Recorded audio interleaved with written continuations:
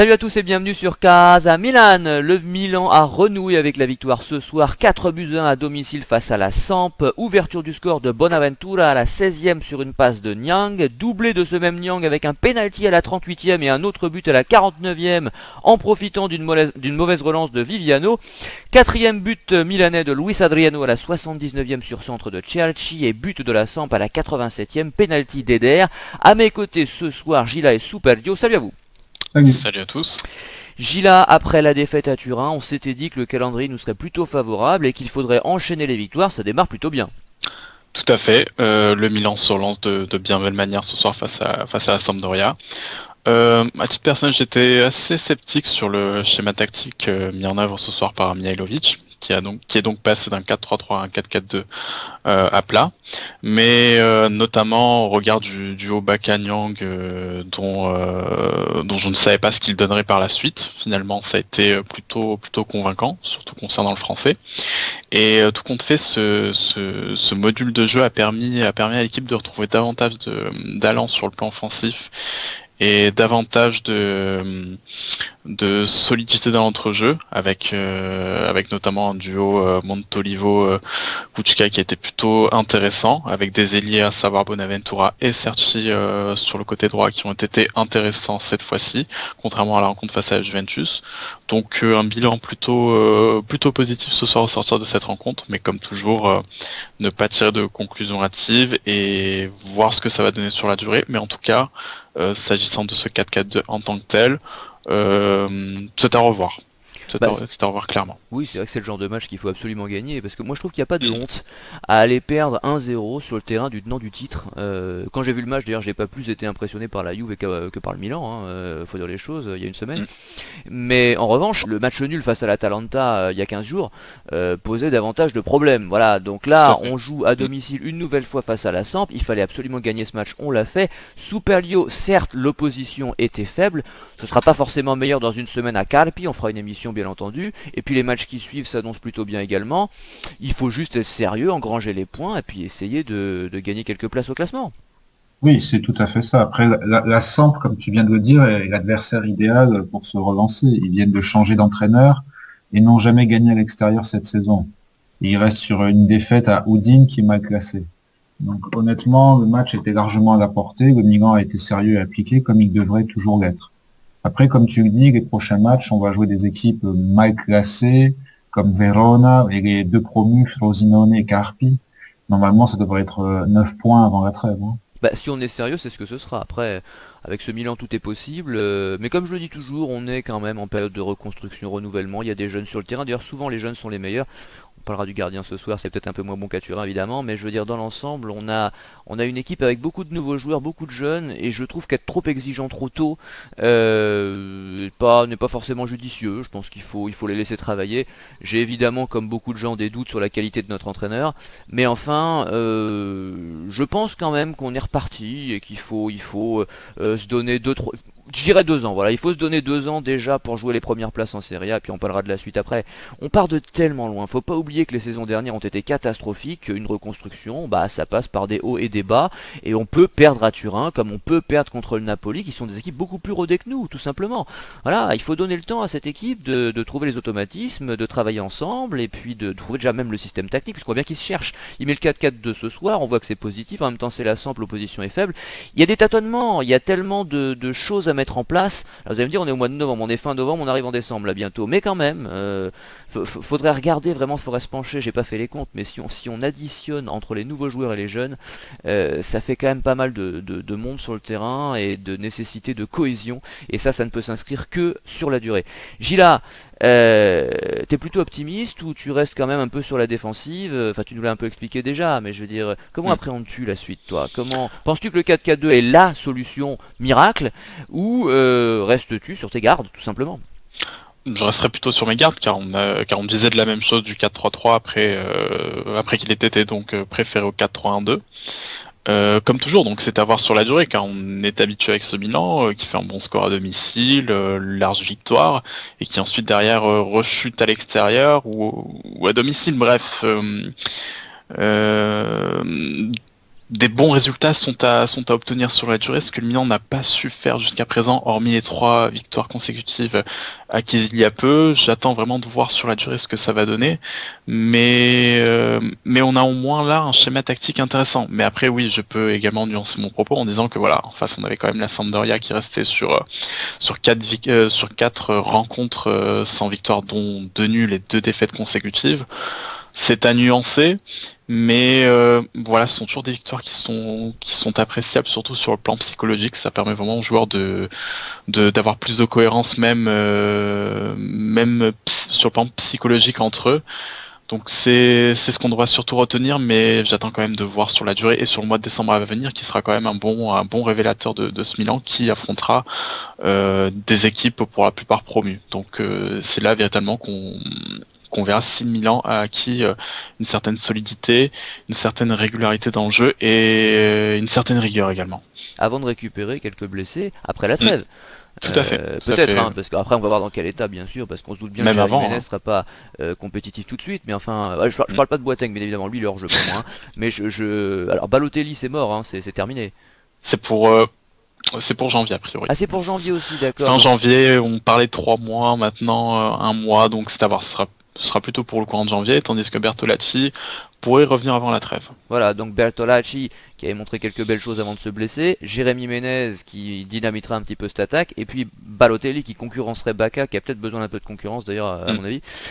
Donc tout ça c'est positif, et puis si on a engrangé quelques points avant la trêve, avant de se reposer et de récupérer les joueurs, c'est bien pour la suite. Superlio, fais-tu partie des gens très exigeants avec ce Milan, c'est-à-dire qui attendent des victoires à Turin, qui attendent qu'on joue les premiers rôles, ou es-tu au contraire peut-être plus réaliste, hein, en souhaitant, un peu comme ce que je disais, un travail sur la durée? Parce que j'ai l'impression quand j'entends les supporters qu'on se dit qu'on doit tout de suite viser la première place ou le podium, mais cette équipe part de trop loin pour faire ça tout de suite, on passe pas du noir au blanc immédiatement.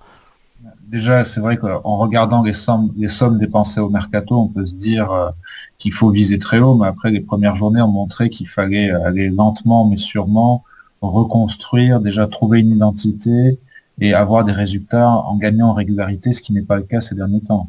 Après, s'ils finissent dans les 5 premiers, ça serait déjà pas mal. Oui, c'est ce que je pense aussi. Faut viser le quintet de tête et pas plus à mon avis. Si c'est plus, c'est bonus, mais j'y crois pas trop. En même temps, on verra bien. Parfois, le Milan nous a habitués, alors ça fait un petit moment maintenant, mais à des fins de saison en trombe, hein. Souvent, on démarre mal et on démarrait mal et on finissait mieux.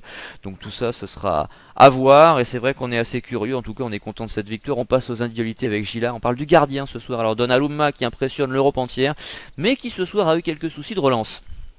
Oui, surtout en tout début de match, où une mauvaise relance aurait pu offrir un but même à la Samp dès la première minute de jeu. Soriano. Bon, voilà pour Soriano. Bon, hormis ce petit impair, dans l'ensemble, sa prestation était correcte dans l'ensemble, car il n'a pas été très sollicité par les attaquants d'Oriani. Donc, s'agissant de sa prestation, globalement bonne, rien à redire. Soupalio. Oui, je suis d'accord, à part les relances au pied qui étaient hasardeuses. Il faut juste lui laisser le temps, le laisser tranquille et arrêter de lui coller des étiquettes de futur bouffon ou autre. Il est Donnarumma, il a 16 ans, qui profite et qu'on le laisse grandir tranquillement. Mais ces histoires de relance là en plus, on avait dit que c'était plutôt son point fort lors des premiers matchs. On trouvait que son jeu au pied était bien meilleur que celui de Diego Lopez, donc c'est un peu curieux que ce soir, comme par hasard, peut-être mentalement, effectivement, hein, faudra pas qu'il pète un câble, parce que justement la presse en fait un petit peu trop sur lui. Il On n'est voit pas aidé qu'il a par du- Raiola d'ailleurs. Oui, effectivement, ça certainement, mais on voit qu'il a du talent, c'est évident, mais comme l'a dit Superlio, je pense qu'il a raison, il faut le laisser travailler, il faut le protéger, voilà, je crois que c'est le terme, pareil, hein, faut être optimiste pour la suite, parce que c'est vrai qu'il a beaucoup de qualités, il a beaucoup de choses, il a beaucoup d'atouts dans sa manche, et nous on a plutôt confiance, mais il faut pas l'inciter à péter un plomb. On passe à la défense, hein, Gila, c'est à toi. Ouais. Alors je commence par Abaté. Un match sérieux de sa part par rapport à celui qu'on avait pu voir face à la Juventus, où il a été clairement, on peut le dire, mauvais. Un match sérieux, il n'a pas été très sollicité, il a fait les retours défensifs qu'il fallait.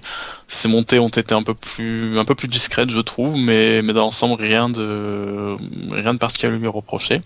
Ensuite la charnière centrale, qui a été bonne à nouveau, qui était vraiment solide. peu sollicité également, mais qui a quand même fait le travail. Romagnoli quand même. Oui, mention pour Romagnoli, Ah ouais. qui était vraiment vraiment intéressant face à ses anciens coéquipiers et qui prouve à nouveau qu'il prend clairement ses quartiers dans cette défense centrale et qu'il est en fait le renfort défensif qu'il nous fallait dans l'axe. Tu regrettes pas les 25 millions? Non. Bah non, avec ce qu'il montre, franchement, le mec il a 20 ans quoi. C'est-à-dire qu'on peut l'avoir C'est encore ça. pour 15 ans si on veut. Hein. C'est ça qu'il faut se rendre compte de ce que c'est. Moi, 25 millions pour un mec qui peut jouer 15 ans dans mon équipe et éventuellement en devenir le capitaine à l'avenir, je crache pas dessus. Hein. Exactement, exactement. Et je termine par Antonelli, qui à l'image d'Abate a fait un match sérieux. Bon, quelques retours défensifs un peu moyens le concernant, mais rien de bien rédhibitoire. Ses montées ont été intéressantes cependant. Voilà, rien de particulier également à signaler le concernant. Mais j'ai trouvé très actif, moi, Antonelli, j'ai trouvé très disponible et percutant, tranchant, m'a intéressé. Concernant Abate, un petit mot, parce que moi aussi je l'ai trouvé mauvais contre la Juve. Seulement, j'oublie pas qu'il revenait de blessure et je trouve que ses détracteurs, un peu comme à l'époque d'Ambrosini, d'ailleurs Ambrosini aussi avait ses détracteurs lors de ses dernières saisons, et systématiquement, les mecs, quand ils n'aiment pas un joueur, ils se jettent dessus le jour où il revient de blessure, quoi. Alors qu'on sait tous que le retour de blessure est compliqué pour beaucoup de joueurs, qu'on n'est pas à 100%, qu'on n'est pas affûté physiquement, et ça s'est vu effectivement pour Abate contre la Juve, et ça je suis le premier à le dire, mais enfin je trouve ça un peu mesquin, et j'ai même à l'époque sur un certain forum que je nommerai pas, vu des gens faire ça à Maldini lors de ses 2 dernières saisons. Il faut se rappeler qu'il y a des gens qui voulaient pousser Maldini. Ah oui, c'était ce qui était profondément dégueulasse, et je compare pas le niveau des joueurs, je parle du principe de fustiger un joueur et de critiquer ses performances le jour où il revient de blessure, ce que je trouve mais profondément dégueulasse quoi, voilà. Super sur cette défense. La défense, je l'ai trouvée attentive et sobre, en commençant par les deux latéraux qui ont toujours été bien placés, ont bien relancé. Ils ont peut-être pas beaucoup apporté offensivement, mais ils ont tenu la baraque derrière et proposé des solutions de relance intéressantes. Les deux centraux, j'ai bien aimé leur complémentarité. Alex, toujours attentif, et Romagnoli qui prend bien ses marques, bien positionné à chaque fois, des bonnes relances et une montée assez bonne en début de match. Je trouve qu'il a du mérite, vu son âge et son potentiel. Ça me rassure un peu quand je vois que les joueurs qui jouent en équipe nationale commencent à se trouver. Je me dis qu'il y a une relève et que Conte ferait bien de le sélectionner le plus rapidement possible. Oui, pas forcément titulaire, mais je le disais dans une émission précédente, il peut parfaitement être dans les 23. Il a largement sa place. Quand on voit la concurrence, franchement, à part Balzali, je vois pas à l'heure actuelle qui en Italie est meilleur. Je parle pas de l'expérience, du mental, etc. Hein. Je parle des qualités intrinsèques. Je ne vois pas qui est meilleur que Romagnoli à l'heure actuelle en Italie, personnellement. Alors vous allez me dire, je suis supporter, je suis chauvin, machin, mais honnêtement, c'est pas Chiellini et Bonucci qui vont m'impressionner. Alors l'avantage, évidemment, c'est qu'ils ont de la bouteille, qu'ils ont joué une finale de Ligue des Champions. Mais quand on additionne leurs performances et surtout leur bourde en équipe nationale depuis 5 ou 6 ans, aux deux là, y compris dans des matchs extrêmement importants, Soupalio nous fera la liste quand on fera l'émission spéciale, parce que c'est la mémoire vivante de l'émission, ça fait pas envie, hein, et ça fait très peur pour l'Euro. Bien, nous passons au milieu avec Gila. Oui, alors tout d'abord Kuchka, qui, les gardes de qui j'étais quand même assez sceptique lors des dernières sorties, peut-être à juste titre, mais qui ce soir a montré son utilité justement. Il a bien su à la fois bien cadenasser l'entrejeu et bien relancer derrière. Passer, faire le bon geste pour repartir de l'avant, ce que j'ai véritablement apprécié de sa part aujourd'hui. Bon, il n'a joué qu'une grosse première période car il est sorti en début de seconde, mais un match intéressant le concernant. Et ensuite Montolivo qui lui aussi a fait un match globalement sérieux. Pas de coup d'éclat particulier, mais il a fait le travail, il a bien su projeter vers l'avant, initier les diverses offensives milanaises au cours de cette partie. Donc RAS le concernant. Et ensuite j'enchaîne sur les deux ailiers. Donc, oui, on a l'habitude de les voir attaquants, c'est pour ça je comprends ton hésitation. Tout à fait. Alors Certi tout d'abord, qui m'a également fait taire car sa dernière sortie était quand même bien décevante, avec en point d'orgue justement cette performance face à Juventus, ou plutôt non-performance face à la Juve. Ce soir il a été vraiment utile, il a vraiment su percuter, apporter quelque chose offensivement, vraiment faire le surnombre. Malgré un déchet quand même, hein. En début de match, franchement, il nous a encore planté des courses, planté des ballons. C'est fou des frappes au 14e poteau. Quelque peu, mais après, ça s'est un peu moins vu ce soir. Il a d'ailleurs fait une bonne passe décisive pour Ventura sur l'ouverture du score. Donc, bon match le concernant. Ensuite, Bonaventura, qui lui aussi a réalisé une très bonne prestation ce soir, qui est également liée à son replacement, car lorsqu'il est replacé vraiment sur l'aile directement en rôle avec le jeu offensif, il est présent, contrairement au 4-3-3, bon c'était surtout lié à l'absence de Bertolacci, mais voilà, on voit que Bonaventura placé devant, c'est intéressant, avec quelques gestes vraiment à la brésilienne en quelque Et sorte. quel dribbleur, hein. Ouais, quel dribbleur, je me rappelle d'une action à un moment donné où il fait une reprise de la poitrine, il l'enchaîne derrière sur une frappe enroulée qui passe au-dessus, bref, très belle action, qui prouve justement qu'il est à l'image du joueur vraiment technique et intéressant. Donc match plein le concernant. Mais c'est lui le four les classes du Milan en fait, hein. C'est pas Bacca, c'est Bonaventura le meilleur. Honnêtement, hein, la vraie valeur ajoutée de l'équipe, c'est Bonaventura. Enfin, là, c'est difficile de dire le contraire. Avec ce qu'il monte depuis le début de saison, enfin même la saison dernière bien sûr, mais depuis le début de saison, franchement, c'est lui qui tire l'équipe vers le haut. Quand il est pas là, ça se voit, ça c'est certain. Et s'il a un coup de moins bien, ou s'il est mal servi, etc., qui touche peu le ballon, ça se voit aussi, hein, ça c'est sûr. Donc il faut lui donner le ballon le plus souvent possible, et il en fait en général quelque chose de bien. Il ne perd pas un ballon, ça c'est phénoménal. Ça me rappelle Jari Litmanen, qui avait cette qualité, le Finlandais là, qui a joué à l'Ajax. Et bien, et c'est un peu pareil, quoi. C'est le genre de joueur qui te perdra pas un ballon, qui fera toujours le geste juste, et c'est extrêmement précieux dans une équipe. Superio. J'ai trouvé la paire de milieux centraux Montolivo, Kuška très complémentaire et bonne dans la récupération, dans la construction du jeu. Montolivo revient bien ces dernières semaines, il faut saluer son retour. Concernant Cerci, quand il joue dans ce système-là, le 4-4-2, ses qualités de course et de dribble sont mises en valeur. Et c'est un schéma qu'il connaît bien, c'est le schéma dans lequel il a le plus brillé dans sa carrière, que ce soit à Pise et au Torino il y a 2 saisons, avant de passer en tant que deuxième attaquant. Il apporte peut-être plus sur ce côté, dans cette position qu'en deuxième attaquant. Après, Bonaventura, vous avez tout dit, quel joueur, quelle couverture de balle, quel apport, quelle créativité. Il y a toujours ce sentiment de gâchis quand on voit que Conte en équipe nationale ne lui accorde même pas 5 ou 6 minutes de jeu. Ça, j'ai toujours du mal à comprendre. Ouais, mais ça devrait changer parce que si à l'Euro il démarre avec son équipe de Charlot là et qu'à un moment donné il fait rentrer Bonaventura à la 80e et que le mec te plante 2 buts et fait une passe décisive, il va avoir la pression du sportif, quoi, tu comprends. La préférence Bianconella va pas suffire, tu comprends. Donc à mon avis, les choses peuvent évoluer. On oublie aussi les remplaçants, Poli qui a fait une entrée assez satisfaisante, il a bien récupéré les ballons, a fait circuler correctement le ballon. Mais penalty concédé. Ouais, ça c'est le seul bémol, oui. Son penalty concédé. Mais... Après Honda, on l'a pas trop vu non plus. Hein. Non, mais je pense qu'il le met parce qu'ils veulent le vendre. C'est-à-dire qu'à un moment donné, il faut rappeler aux téléspectateurs qu'Honda existe et puis que les recruteurs potentiels se précipitent au portillon. C'est pas Nakata, hein, pour ceux qui ont connu la seule vraie star japonaise qu'on ait vue en Serie A finalement depuis 30 ans. C'est pas du tout le même genre de joueur. Un petit mot quand même sur Kuška supplémentaire, son action sur le premier but, sur la 16e minute, là, qui lance Niang. Hein. Oui, c'est ça, c'est lui qui lance Niang. Un enchaînement magnifique et de classe qu'on l'avait pas encore vu faire depuis le début de saison. Et voilà, c'est le genre de truc que je tiens à souligner parce que je trouve que il n'y a pas que sa force physique, il est capable aussi d'apporter autre chose et c'est intéressant. J'espère qu'à l'avenir il nous reconduira et reproduira ce genre de prestations. On passe à l'attaque avec Monsieur Gila. Oui, alors le duo Bacca-Niang, lequel, bon, j'avais dit en tout début d'émission à l'égard duquel j'étais sceptique, un duo en demi-teinte. Pourquoi ? Parce que tout d'abord Bacca de son côté a été plutôt décevant, je trouve, plutôt emprunté. Vraiment, lorsqu'il avait le ballon, il ne savait pas trop quoi faire. Vraiment dans l'organisation offensive, il n'a pas pesé. Même sur la défense adverse, il n'a pas pesé. Vraiment, depuis quelques matchs, c'est quand même assez décevant de sa part. J'en attends clairement plus d'un joueur de sa trempe. À la 85e, il peut marquer d'ailleurs. Hein. C'est-à-dire que il peut marquer d'ailleurs, et d'ailleurs, assez inexplicablement, il ne marque pas. Et contre la Juve, pardon Gila, mais je confirme simplement ce que tu dis, contre la Juve, j'ai regardé le match en détail, alors certes il n'a pas forcément d'occasion, mais il rate tous ses contrôles, il y a énormément de déchets, etc.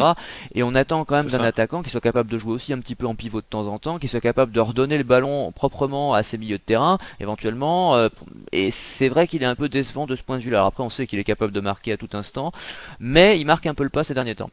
C'est ça. Bon, c'est certes davantage un attaquant qui attend les bons ballons pour les mettre au fond, mais cet aspect-là, pour le moment, il a du mal à le mettre en exergue et on lui demande davantage dans le jeu, mais il n'arrive pas trop à s'en sortir pour le moment. Bon, c'est une petite passe négative pour lui, mais qui passera certainement. Ensuite, en ce qui concerne Nyang, à son égard, j'étais quand même plutôt sceptique, car lors de ces derniers matchs, certes, il a montré de l'envie, mais voilà, c'était pas suffisant, il manquait de lucidité dans le dernier geste, sur le plan technique, c'était pas trop ça non plus, mais ce soir, il a quand même su montrer l'inverse, en se montrant justement décisif. J'ai trouvé plutôt présent devant, vraiment intéressant lors de ses montées, lors de ses transmissions de balles, lors de ses courses également. Bref, un bon Nyang. Pour la première fois, je peux dire que Nyang a vraiment fait un bon match, s'est montré intéressant, avec un doublé à la clé, car il n'avait quand même jamais marqué avec le Milan depuis en Serie A depuis son arrivée à l'été 2012. Ce Ah non, qu'il a c'était fait un ce soir. vendangeur de première, c'était Robinho bis et même en Tout pire. à fait. Et donc le fait qu'il ait marqué ce soir, c'est limite miraculeux et il sort une très très belle prestation avec ça. des gestes imprévisibles pour l'adversaire. Il a des fulgurances parfois, il est rapide, il est vif, il est technique. C'est très intéressant ce qu'il a montré franchement et j'espère qu'on le reverra. Malheureusement, quand tout le monde sera là avec Bertolacci, Menez et tout ça, Ouais. c'est pas sûr qu'il soit si souvent titulaire, hein. Mais enfin, ça peut être un très bon joker. Et puis surtout, il est jeune. Et on parle souvent des jeunes issus du centre de formation, mais Nyang est jeune aussi, donc ça peut être très intéressant pour l'avenir, hein. Tout à fait jeune, donc on attend davantage plus de sa part, mais espérons qu'il confirme cela lors des rencontres à venir et que l'enflammade n'intervienne pas le concernant. Et ensuite un petit mot sur Luis Adriano, qui ma foi dans son rôle de joker fait plutôt de bonnes choses. Il rentre, entrée décisive, il marque. Je crois que c'est son Donc meilleur rôle, ouais. c'est son meilleur rôle en fait au final, donc il a toujours su apporter quelque chose en toute fin de rencontre pour appuyer un score, voire égaliser. Donc coaching gagnant pour Mihailovic et Luis Adriano qui au final a bien trouvé son rôle au sein de ce Milan. À propos de Nyang, juste avant son deuxième but, s'il met sa tango talonnade façon Crespo au Oui, premier poteau côté gauche, là c'est majeur, ouais. extraordinaire, hein. Donc ça on en reparle longtemps ça. Dommage d'ailleurs parce que c'est pas passé loin. Super sur l'attaque. Je suis d'accord avec vous. Baka est décevant, l'air pâteau dans ses déplacements et surtout le face à face qui gratte contre Viviano fait tâche pour un attaquant de son standing qui a planté pas mal de buts l'an passé assez vite. Après, il est dans une mauvaise passe ces derniers temps, mais ça peut vite changer en matière de football. Nyang a fait sans doute son meilleur match avec le Milan en Serie A et mérite les louanges que vous lui avez dressées.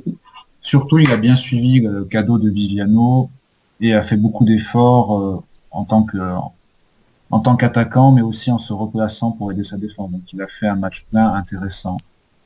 Luis Adriano fait une bonne rentrée. Il me semble que c'est son premier but au Milan sur action de jeu, les deux autres étant en Serie A mis sur De la des tête. corners de la tête. Mm. Donc ça prouve aussi son utilité dans le jeu et ses bonnes orientations et son jeu de haut but qui est de qualité.